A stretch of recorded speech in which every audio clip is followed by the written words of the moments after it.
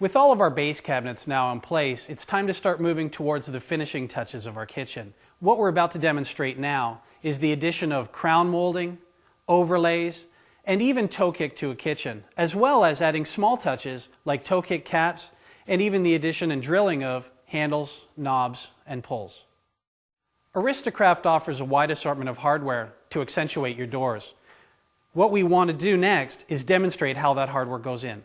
Now, in order to install our hardware, we're going to take a template which can be purchased at your local hardware store. Take the template and locate the position of your hole.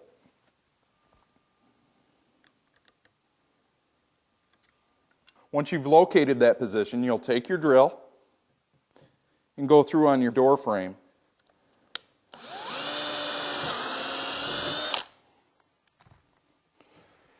We're going to do the same thing on our drawer front, locating the center position of our drawer.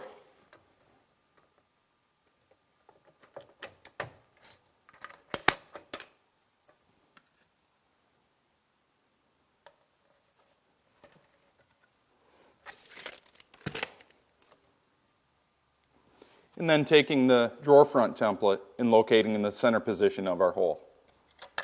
Once that is done, you'll drill through that as well.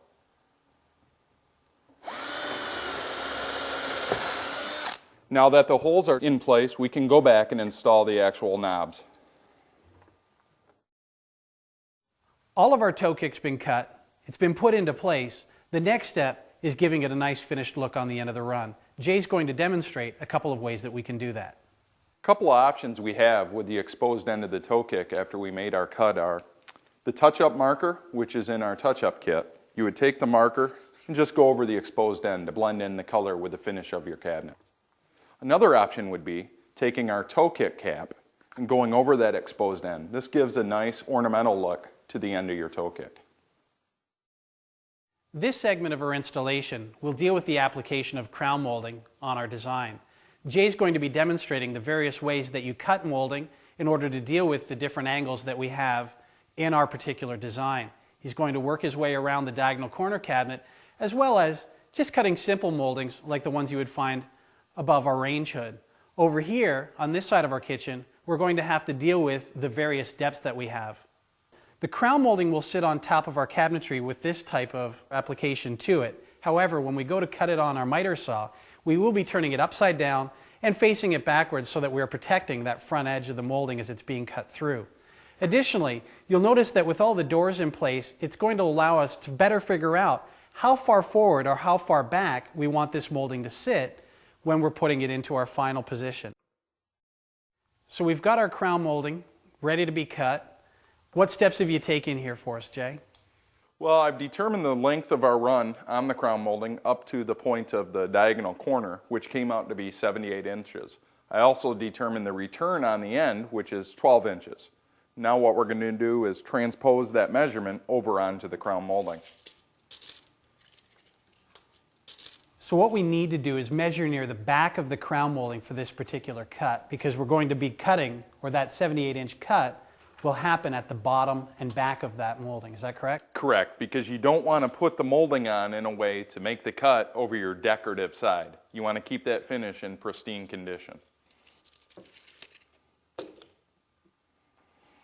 The other thing we're going to do here is take our miter saw and create a 45-inch degree angle in order to create that miter on the end of the run.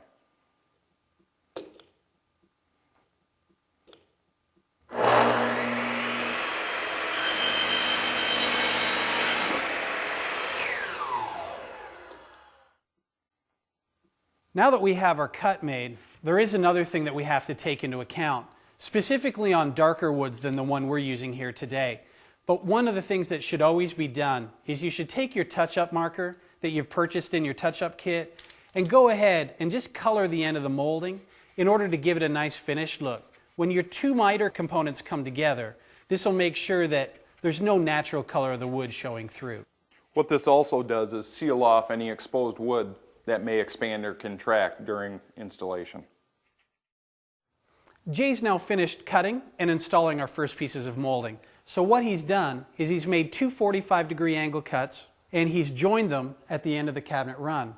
by utilizing a diagonal corner that is 15 inches deep and slightly taller than a run of cabinets, he's been able to make a straight cut that just completes the run of molding very easily.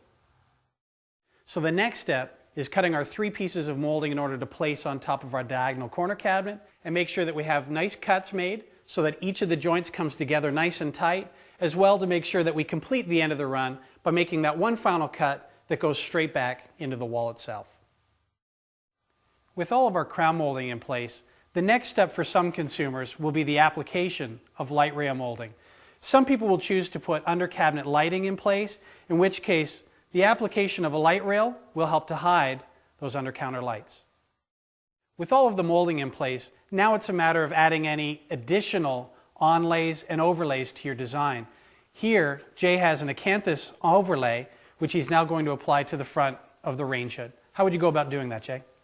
With this particular piece, we're going to locate our center position, and you can apply it either with a brad nail or just, in our case, contact cement to the back. And that'll position itself firmly on the wood hood.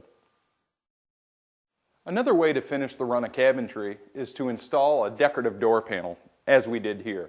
Both on the wall and the base cabinet, all you have to do is simply apply the panel with a brad nailer, or once again with contact cement, leaving it flush to the face frame.